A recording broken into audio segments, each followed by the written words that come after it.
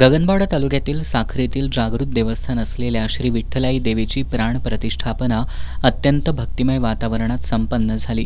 या निमित्तानं मंदिरात 2 दिवस विविध धार्मिक कार्यक्रमांचं आयोजन करण्यात आलं होतं। पहिल्या दिवशी किरवे ते साखरी दरम्यान भव्य दिंडी काढण्यात आली। रथामध्ये देवीची मूर्ती विराजमान करून टाळ मृदंगाच्या गजरात वारकरी आणि वारकरी विद्यापीठ खुपिरेच्या विद्यार्थ्यांच्या सहभागातून ही दिंडी काढण्यात आली।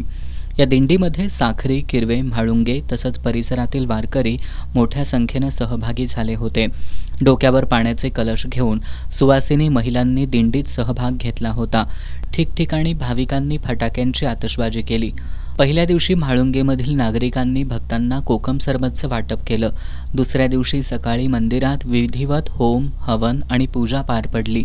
यावेळी विधान परिषदेचे गटनेते आमदार सतेज पाटील, आसळज डी.वाय. पाटील कारखान्याचे बी.डी. कोटकर, सभापती छाया देसाई, उपसभापती राजेश पाटील, जिल्हा परिषद सदस्य संभाजी पाटणकर, ॲडव्होकेट सोनाली पाटील, पंचायत समिती सदस्य अमर कांबळे, शुभांगी संगपाळ उपस्थित होते। मान्यवरांच्या उपस्थितीत महाआरती झाल्यानंतर महाप्रसादाचं वाटप करण्यात आलं। सायंकाळपर्यंत सुरू असलेल्या महाप्रसादाचा हजारो भाविकांनी लाभ घेतला। प्राण प्रतिष्ठापनेनिमित्त आयोजित कार्यक्रमांमध्ये पन्हाळा, करवीर, गगनबावडा तालुका वारकरी सेवा संघांतर्गत विविध भजनी मंडळं आणि वारकरी सहभागी झाले होते।